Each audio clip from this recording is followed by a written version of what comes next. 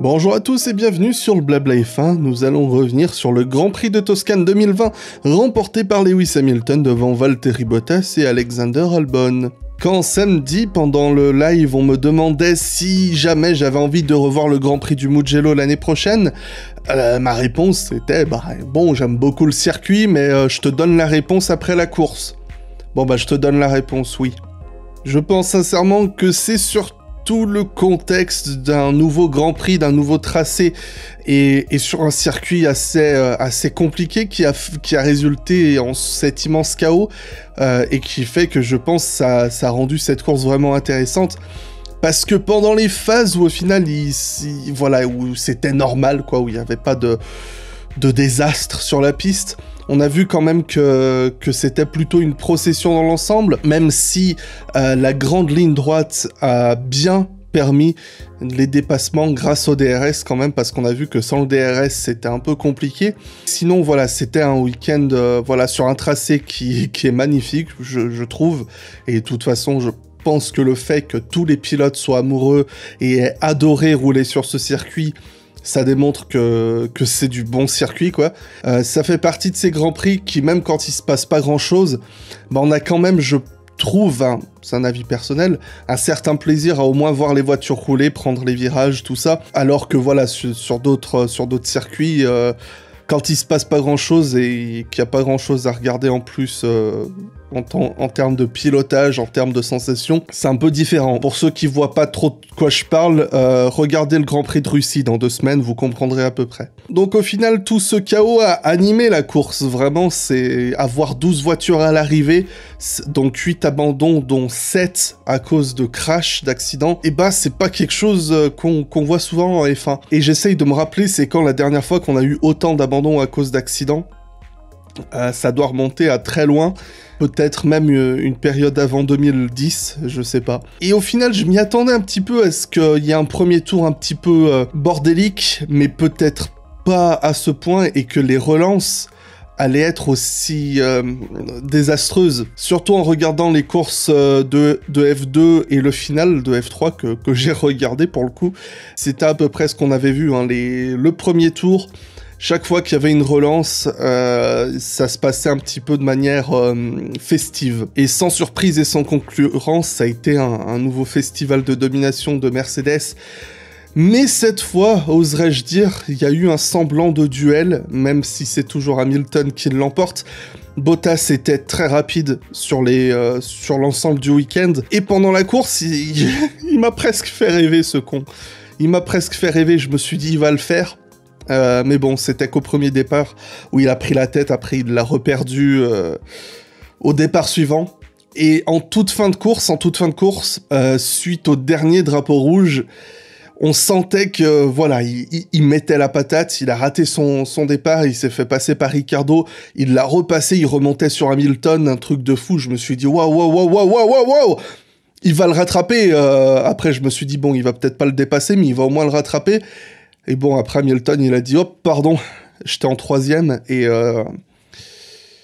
bon, il est reparti, mais il y a eu un semblant de tension à un moment pour la victoire. C'est pas quelque chose qu'on a l'habitude de voir, surtout quand c'est les Mercedes qui sont devant, donc voilà. J'ai pour une fois senti que les Mercedes avaient gagné, bon, comme d'habitude, mais plus que sur les autres courses qui sont vraiment dominantes, là j'ai vraiment senti que autant Hamilton que Bottas s'étaient vraiment sorti les tripes. Je dis pas qu'ils le font pas d'habitude, c'est juste que là on en ressent un petit peu plus l'effet, parce qu'il y a eu un petit peu plus tout ce chaos. Bon, clairement ils étaient pas menacés par les autres, surtout que concrètement, le seul pilote qui arrive à titiller un peu les Mercedes, c'est Verstappen. Sa course s'est terminée dès le départ. On va essayer de revenir sur le départ. Sa course était plus ou moins compromise avant le départ, puisque il avait ce problème moteur qui faisait qu'on n'était déjà pas sûr qu'il allait prendre le départ. Il a pris un bon envol, mais tout de suite, le moteur s'est pratiquement coupé.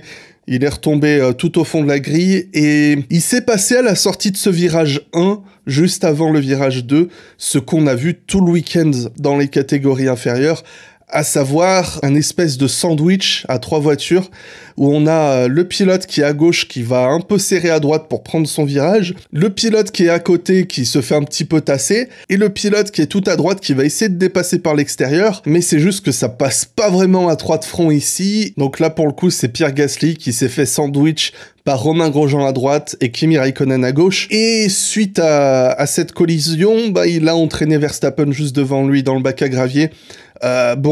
Clairement un incident de course, aucun pilote n'a été sanctionné. Ce genre de choses, on l'a vu tout au long du week-end, donc c'est vraiment que ça peut arriver.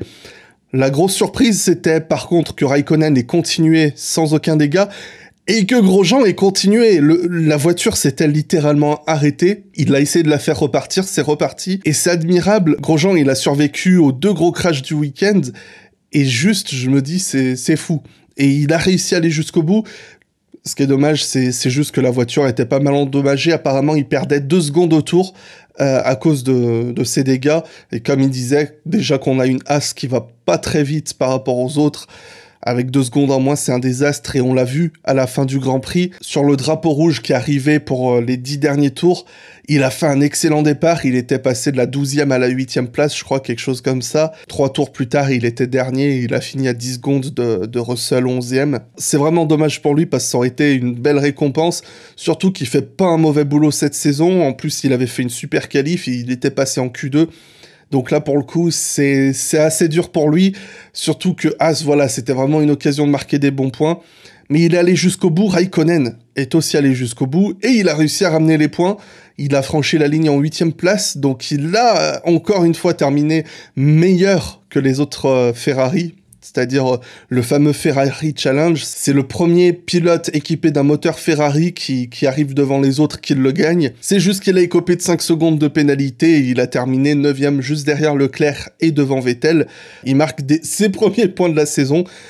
Il était temps, Kimi, mais il fallait un Grand Prix comme ça aussi pour qu'une Alfa Romeo rentre dans les points. On l'a vu, hein, la seule fois que Alfa est rentré dans les points cette saison, c'était en Autriche quand il y avait 11 voitures à l'arrivée. Et au final, avec des Mercedes aussi dominantes et un Verstappen absent, c'est la 3e place du podium qui attendait un nouveau venu. Peut-être Stroll aurait pu revenir sur le podium seconde fois consécutive, ça aurait été un bon résultat pour lui et pour son équipe. Mais il a eu cette crevaison, je crois, alors à l'heure actuelle, on n'a pas trop d'infos, et ce qu'il a roulé sur un débris, ça ressemble quand même à une bonne crevaison de l'arrière gauche. On a vu un petit truc s'envoler au moment où il est parti, c'est un très gros crash, et quand on voit l'état de la Racing Point, il a dû être bien secoué, et surtout, apparemment, c'était une nouvelle spec qu'il était le seul à avoir. Il avait la nouvelle version du châssis. Il va falloir le réparer, ce nouveau châssis, parce que c'est Pérez qui aura à son tour la mise à jour pour le prochain Grand Prix en Russie.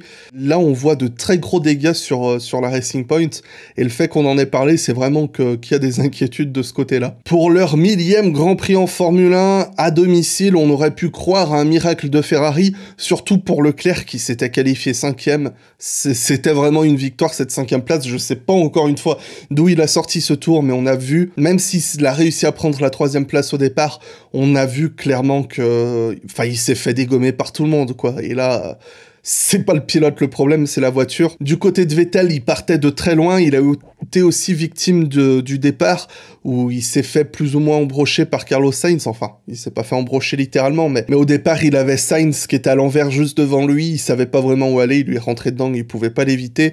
Heureusement, il a pu profiter de la safety car qui a suivi pour avoir un arrêt au stand gratuit, entre guillemets. Mais voilà, Seb, autant que Charles, les deux, ils ont fait ce qu'ils ont pu avec ce qu'ils avaient entre les mains. On a osé croire aussi à un podium de Daniel Ricciardo qui a fait une course, mais folle, vraiment. Il a profité effectivement des conditions de course, du fait que la Renault était vraiment pas mal. Ça, c'est un truc, je vais dire, sur toutes les équipes du milieu de peloton, que ce soit chez McLaren, Renault ou Racing Point, Ferrari.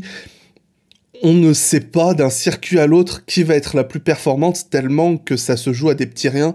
Ce week-end, les Renault étaient pas mal, les McLaren plus en retrait, les Racing Point étaient à peu près au même niveau. Donc on a vu un beau duel au début entre Ricciardo et Stroll, mais il a réussi à la phase des arrêts au stand un coup d'éclat, prendre la 3e place à Albon pour aller prendre le podium, mais cette safety car en fin de Grand Prix, bah ça a mis fin à tous ses espoirs. Enfin, je veux dire, le drapeau rouge causé par le crash de Stroll. Au nouveau départ de la fin de course, il a réussi à dépasser Bottas. J'ai osé croire à ce qu'il fasse un miracle, mais non. Bottas, il l'a repassé en 2-2, Albon l'a passé en 2-2 aussi. 12 bons points pour Renault. C'est dommage pour Esteban Ocon parce que, même si encore une fois, il est un petit peu en retrait par rapport à Ricciardo, il avait le rythme en qualif. En course, ça se présentait pas trop mal au début, mais il a eu ce gros problème de frein. Et ça, c'est quelque chose qu'on suspecte chez pas mal d'équipes. On sait que Vettel a eu des problèmes de frein, Ocon a eu des problèmes de frein. On pense aussi à Stroll, j'ai oublié de le dire, que ça pourrait être dû au frein qui ait causé cette rupture à l'arrière gauche. Mais sinon, 12 bons points pour Ricciardo. Il faut qu'il en ait un podium cette année. Je pense pas que quelqu'un dans le milieu du peloton le mériterait mieux que lui, parce qu'autant l'an dernier, c'était un petit peu brouillon de temps en temps, mais cette année, il fait vraiment une saison du tonnerre. J'ai vraiment l'impression qu'il surclasse sa Renault depuis le début de saison, et voilà, déjà 2 4e places, 3 4e places de prise depuis le début de saison. Il y a eu le Grand Prix de Silverstone, celui de Belgique, maintenant celui de Toscane. Ce serait vraiment un bon résultat pour lui, surtout qu'il le veut vraiment, et pour Renault aussi, ça pourrait être sympa. Mais donc, ce podium d'Alex Albon, oh purée, je suis tellement content pour lui. Il a galéré pour y arriver. Depuis son arrivée chez Red Bull, ça a vraiment été en dents de scie. Il a clairement profité des circonstances de course parce qu'à la régulière, sans ce dernier drapeau rouge, il l'avait pas. Mais au départ, avec des gommes plus fraîches, voiture légère, avec beaucoup moins d'essence, pneus neufs, une Red Bull face à une Renault, il n'y a pas match. Et vraiment, si encore une fois Albon, je vais d'abord dégager tous les points négatifs parce que j'ai pas quand même non plus envie de les occulter. Il reste quand même à pratiquement une demi-seconde de Verstappen en qualif. La différence étant que par rapport à d'habitude, les autres étaient beaucoup plus loin, ce qui fait qu'il s'est pas retrouvé 9e et il s'est retrouvé 4e, parce que d'habitude c'est toujours à peu près le même écart, c'est juste que les autres sont plus proches, donc il perd plein de place. Là, ça va, il a eu un peu cette chance, il a fait une course solide, il a tenu le coup, même si en début de course, à chaque nouveau départ, en fait, il perdait plein de place. Et au final, même si la prestation du week-end, elle est pas encore au niveau de ce que, je pense, on veut voir d'un pilote dans une Red Bull, le fait est qu'il amène sa Red Bull exactement là où elle doit être. Et je sais que certains diront, oui, mais on lui demande pas de battre Verstappen. On s'en fout de ce qu'on lui demande de faire. C'est un pilote de Formule 1, il est pas là pour être le bon larron d'un autre. Si Albon, il est en Formule 1, comme n'importe quel autre pilote, c'est pour aller gagner des courses, pour aller gagner des titres. Il va pas se contenter d'être toujours à une demi-seconde de Verstappen. Donc, je pense qu'Albon, c'est quelqu'un de très intelligent.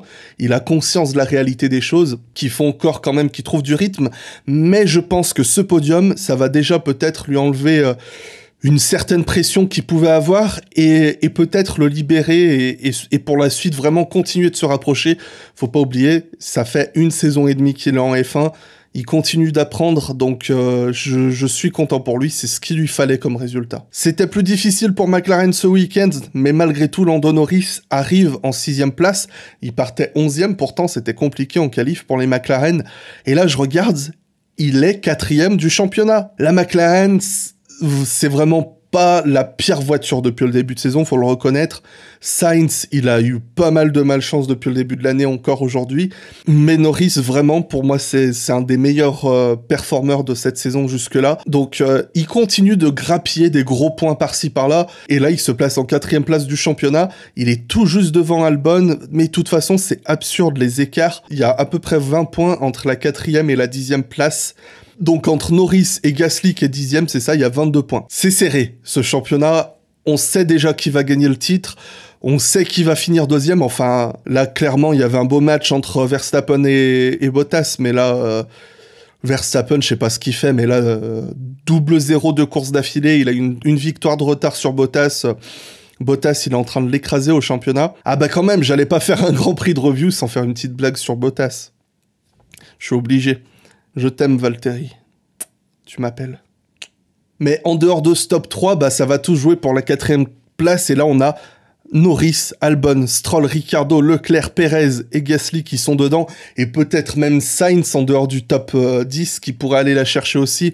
Donc ça va être très intéressant de suivre cette bataille, tout comme la bataille au championnat constructeur pour la 3e place entre McLaren, Racing Point, Ferrari et peut-être même, allons savoir, AlphaTauri. Ça peut être très très sympa. Je dis AlphaTauri parce que malgré tout, Gasly a pris tous les gros points de l'équipe depuis le début de la saison. Là, il se place 10e au championnat. Bon, il n'a pas marqué de points aujourd'hui, mais c'est déjà énorme, parce qu'avec la voiture qu'il a, je sais pas s'il devrait être dans le top 10. Les 25 points de la dernière fois ont aidé. Là, il n'était pas là pour prendre les gros points, mais ce week-end, c'est enfin Kvyat qui a pris les gros points de l'équipe en terminant 7e. Et ça... Je suis content pour lui parce qu'il lui fallait un bon résultat. Là, il a enfin un bon résultat, Daniil Kvyat. C'est pas que c'était des mauvais résultats depuis le début de saison, loin de là. C'est juste qu'il était toujours derrière Gasly, un peu trop en retrait. Là, il a été prendre la meilleure qualif et en course, il a été solide. On l'a pas vu pratiquement, mais il était là. Et c'est cool pour lui et pour l'équipe parce que on sait que... qui peut être vraiment sur un baquet éjectable avec Yuki Tsunoda qui fait un petit peu pression derrière. Et si on regarde un peu la F2, il y a aussi Juri Vips qui a fait son premier podium cette année, sachant qu'il est uniquement remplaçant actuellement en F2 et qu'il est pas loin d'avoir tous les points sur sa super licence et qui va courir en Super Formula. Voilà, il y a ces deux-là qui mettent un peu la pression sur son baquet, donc il lui faut des bons résultats au Daniil. Et oui, je dis Kvyat et pas Kvyat ou Kvyat. Certaines chaînes disent Kvyat, d'autres Kvyat, d'autres Kvyat, voilà. Et je vais revenir donc du coup sur Sainz et ce fameux incident de la première relance qui a donné ce drapeau rouge. Déjà, c'était un accident terrifiant. Je suis content que tout le monde s'en soit bien sorti parce que c'est pas le genre de choses qu'on a l'habitude de voir. Pour comprendre cet accident, je pense qu'il faut déjà partir du principe que c'est une combinaison de facteurs. C'est pas une chose, c'est une combinaison de facteurs. Et quand je parle de combinaison de facteurs, je parle pas de la chemise bleue avec la rayure jaune où c'est marqué La Poste avec en dessous une casquette et il dit « Bonjour, c'est votre courrier ». Je parle d'une combinaison d'éléments qui ont déclenché tout ça. Le premier élément, pour moi, c'est cette très longue ligne droite. Un petit peu comme à Bakou, ou comme on l'a vu l'an dernier au Brésil. Quand on a une relance et qu'il y a une longue ligne droite avant que les pilotes puissent se dépasser, forcément, le leader, ce qu'il faut qu'il fasse, c'est d'accélérer au dernier moment pour pas que les autres de derrière lui prennent l'aspiration. C'était plus ou moins comme ça que Bottas avait failli se faire avoir justement à Bakou en 2018. Bon, pour le coup, c'était de mémoire Vettel qui avait tenté une attaque et il avait freiné trop tard, il avait gardé la tête. Donc là, Bottas, il s'est pas fait avoir. Je pense qu'il a peut-être été inspiré aussi des courses de F2 et F3 parce que toutes les relances se faisaient pareil avec le leader qui accélère au dernier moment et c'est exactement ce qu'il faut faire. Bottas, il a rien à se reprocher. Personne peut rien lui reprocher parce que il a jamais freiné, il a jamais ralenti brusquement. Pietro Fittipaldi, qui était dans le débrief d'après-course avec Will Buxton sur F1 TV, expliquait, on n'a qu'à écouter au bruit du moteur pour voir qu'il ralentit pas, il accélère pas, mais il garde une vitesse constante. Donc de ce côté-là, il n'y a rien à lui reprocher. Il faut remonter un petit peu plus loin, et je pense qu'il faut s'arrêter à George Russell. Parce que si on regarde l'écart entre George Russell et le pilote qui était devant lui, avant la relance, il était très loin, Russell. Je pense qu'il s'attendait à ce que ça se passe un peu comme ça. Il a laissé un petit peu d'écart et pour donner une bonne accélération et pour passer tout le monde sur la ligne. C'est juste qu'il s'attendait pas peut-être à ce que tout le monde soit si lent et donc au dernier moment, il a ralenti, s'est décalé sur la droite pour ralentir. Juste derrière, on avait Kevin Magnussen qui s'est aussi fait avoir, qui a aussi ralenti du coup en voyant Russell ralentir parce qu'il n'avait pas le droit de le dépasser. Et ensuite, c'est derrière, me semble-t-il, Antonio Giovinazzi. On a vu toutes les voitures se dispatcher à droite à gauche d'un coup et Giovinazzi là pour le coup il pouvait vraiment rien faire, il a foncé dans l'arrière de Magnussen, il a ensuite été tapé Latifi. Sainz était juste derrière, même si peut-être le halo n'a servi à rien factuellement dans l'accident, c'est toujours plus rassurant quand on voit une voiture qui passe sous une autre, de se dire qu'il y a quand même une grosse barre de protection pour la tête. Et voilà, c'était un accident effrayant et ça aurait pu mal finir, mais pour moi, c'est vraiment cette combinaison de facteurs qui, je pense, a mené à ce gros crash du départ. Fin de course donc pour Carlos Sainz, fin de course aussi pour Kevin Magnussen qui est je crois sur 5 abandons cette saison. 5 abandons depuis le début de saison, il se prend toutes les poisses que Grosjean se prenait l'an dernier je crois.